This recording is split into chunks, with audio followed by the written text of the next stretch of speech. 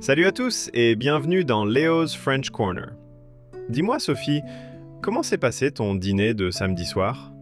Ta grammaire a flanché? Même pas. Ma grammaire était parfaite.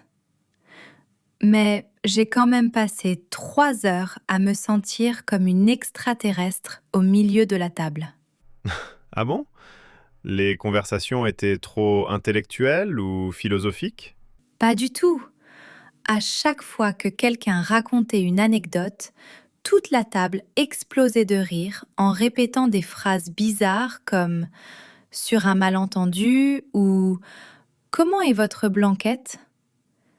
Je souriais poliment, mais je ne comprenais rien. J'ai réalisé que pour survivre à un vrai repas français, les manuels scolaires ne servent à rien. Tu viens de découvrir la culture des répliques cultes. En France, on ne cite pas Victor Hugo au quotidien. Par contre, on cite tous les mêmes comédies populaires. Si tu n'as pas les codes, tu rates toutes les blagues. C'est un véritable jargon secret. Alors, aujourd'hui, pas de leçon de grammaire ennuyeuse. Léo va me donner le kit de survie cinématographique pour infiltrer n'importe quel dîner parisien. Commençons par le premier mystère.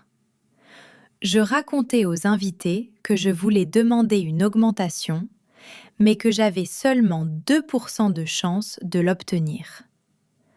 Un mec me regarde et me dit « Vas-y, fonce, sur un malentendu, ça peut marcher. » Hum, classique, magnifique. Et tu l'as pris comment?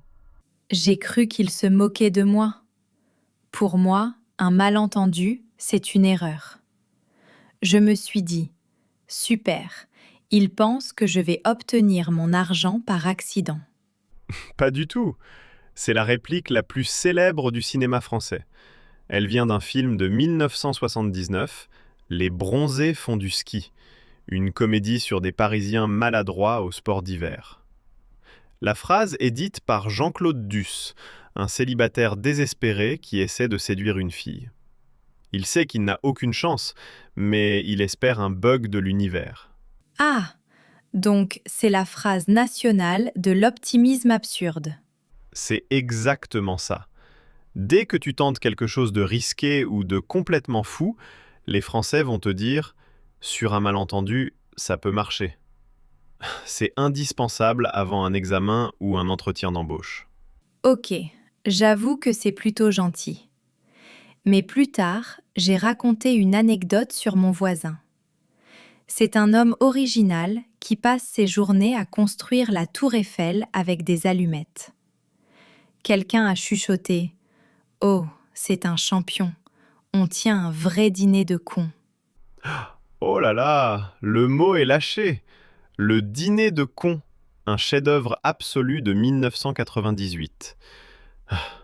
Au début, j'ai entendu le mot « champion », donc je pensais que sa passion était appréciée. Mais c'est quoi ce fameux dîner? C'est l'histoire d'intellectuels parisiens très snobs. Chaque semaine, ils organisent un dîner où chacun doit amener un con, c'est-à-dire une personne avec un hobby tellement ridicule qu'on peut se moquer d'elle toute la soirée. Et le créateur de Tour Eiffel en allumettes existe vraiment dans le film? Mon Dieu! Donc, quand ils ont dit ça, ils voulaient dire que mon voisin était l'idiot idéal? Exactement. En France, si quelqu'un te dit «c'est le dîner de con», ça veut dire que la situation devient ridicule. Et si on te dit «quel champion» avec un sourire ironique, fais attention, ça signifie qu'on te prend pour l'idiot de la soirée. C'est cruel, mais j'avoue que c'est drôle. Le dernier choc de la soirée, c'est quand le plat est arrivé. C'était un ragoût de veau. Un invité s'est tourné vers moi, m'a regardé intensément dans les yeux avec un sourire ultra gominé et m'a demandé d'une voix théâtrale « Comment est votre blanquette ?» Non, pas la blanquette! C'est la réplique préférée de tous les Français de moins de 40 ans. Mais pourquoi? C'est juste du veau avec de la crème. J'ai répondu de façon très basique. Elle est bonne, un peu salée, merci. Et là, le mec a soupiré, déçu, et s'est détourné. J'ai cassé son délire? Complètement. Il attendait le mot de passe. Cette phrase vient d'un film de 2006, OSS 117, Le Caire, Nid d'espion, avec Jean Dujardin. C'est une parodie géniale des vieux films de James Bond. Le héros est un agent secret français complètement stupide, arrogant, mais persuadé d'être le plus intelligent du monde. Dans une scène, comment est votre blanquette et le code secret pour s'identifier entre espions. Et la réponse attendue est « La blanquette est bonne ». C'est tout? La blanquette est bonne? Oui, c'est juste ça. Mais aujourd'hui, cette réplique est devenue le symbole suprême de l'humour ironique à la française. On l'utilisait pour entamer une conversation de manière absurde, pour briser un silence ou juste pour faire rire ses potes. Si tu réponds correctement, tu es instantanément adopté par le groupe. J'adore. C'est beaucoup plus drôle que d'apprendre la liste des verbes irréguliers. Mais pour être sûr de ne pas paniquer au prochain dîner, changeons un peu la donne. Au lieu du traditionnel quiz, fais-moi une démonstration en temps réel. Donne-moi des situations de la vraie vie et je te dis quel film je sors de ma poche. Défi accepté.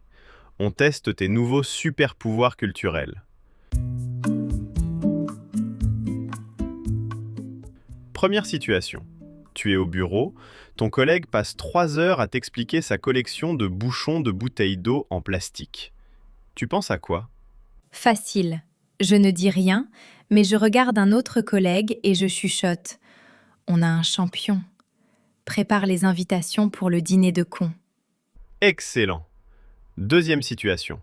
Tu as oublié tes clés, tu es bloqué devant ta porte et tu essaies d'ouvrir la serrure avec une vieille carte de fidélité périmée.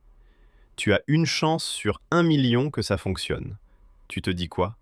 Je prends une grande inspiration et je crie dans le couloir. Sur un malentendu, ça peut marcher. Merci Jean-Claude Duss. Parfait! Tu as officiellement ton diplôme d'infiltré culturel. Tu n'es plus une plante verte, tu es une vraie Parisienne de table. Je me sens tellement plus légère. C'est incroyable de voir à quel point 3 comédies peuvent expliquer toute la psychologie et l'humour d'un pays. C'est le pouvoir du cinéma populaire. Pour cette fin d'épisode, on oublie nos habitudes. On ne va pas vous donner un défi à résoudre. À la place, on vous laisse une liste de devoirs pour le week-end. Regardez au moins un de ces 3 films en version originale. Et dites-nous dans les commentaires lequel vous a fait le plus rire. Ou partagez avec nous une réplique de votre propre pays que les étrangers ne comprennent jamais. On a hâte de vous lire et de découvrir vos codes secrets. Merci d'avoir partagé ce moment avec nous. Activez la cloche, abonnez-vous et on se retrouve très vite. La blanquette est bonne, chers amis. Prenez soin de vous et salut tout le monde. Ciao, au revoir.